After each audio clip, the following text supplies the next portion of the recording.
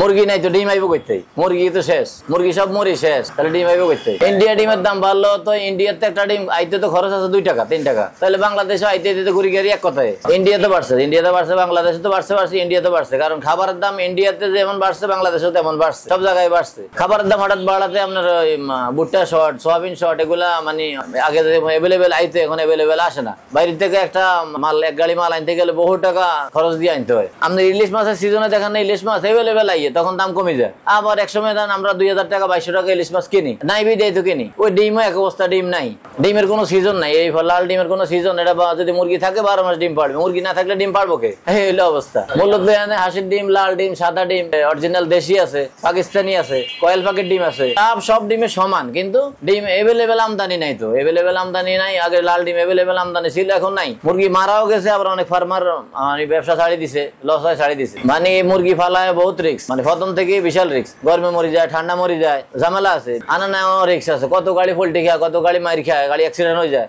আমরা দেখা গেছে 3000 টাকা লাভ করলে 1500 টাকা লস হয়ে যায়। ভাঙা ডিম গুলো কম দামে বেচতে হয়।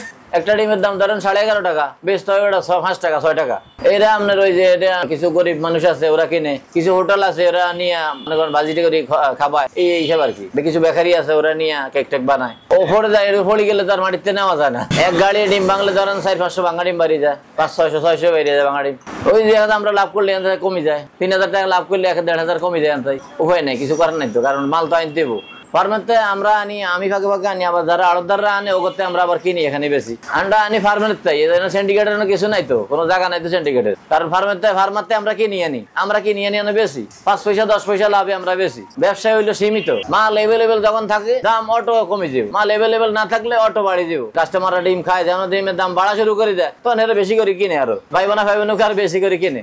তারা সবসময় যেভাবে কিনে ওইভাবে কিনা দরকার, এটা এত বেশি কেনার দরকার নাই তো। দাম বাড়লে অনেকে বেশি কিনে, সব করিও অনেকে ডিমের দাম আরো বাড়িয়ে দিব, এইসব করে আরো নি ঘরে রাখি দেয়। খাবারের দামটা কমানো গেলে আবার যারা ফার্ম বিক্রি করে দিচ্ছে ওরা আবার নতুন করে আবার ফার্ম করবো, মুরগি হইব, ডিম পাড়বো, আমরা ডিম আনলাম, এভেলেবেল ডিম পাবো। খাবারের দাম কমাই দিলে, ওষুধের দাম কমাই দিলে আবার এভেলেবেল যারা বিক্রি করছে এরা আবার মুরগি উঠাইবো। আগে ডিম বিক্রি হইতে 50,000 60,000, বেশি 30,000 40,000। এখান থেকে ডিম সারা ঢাকা সিটিতে যায়, শুধু ঢাকার ভিতরে। পাইকারি আমরা 1000 2000 500 এরকম বেশি বিক্রি। বলতে আমরা ডিম থাকলে বেচা কিনা হবেই। ডিম হাঁস থাক, লাল থাক, সাদা থাক, মাল থাকলে দোকানে বিক্রি হবেই। লাল ডিম বেশি চলে বলতে লাল ডিম এভেলেবেল সবার বাসা বাড়িতে থাকে। হাঁসের ডিম একটার দাম হইলো 15 টাকা 16 টাকা, লাল ডিম একটা 11.5 টাকা, তাহলে এটা নিবো না সবাই? এটার দাম একটু কম না? সাদার দাম একটু কম, সাদা কিনে হোটেল হলারা। দেশি মুরগির ডিম একটা 17 টাকা, আমরা সহজে খাইতে পারি না, দাম বেশি। সাদাটা হোটেলে কিনে দাম কম, হোটেল হলারা নিয়ে তো বাজি করি 20 টাকা দেয়। সাদাটা কম জন্য এটা বেকারি, এটা সাদা মুরগি প্রোডাকশন ভালো, খাই একটু কম। আর মানে বেকারি হোটেলে এগুলো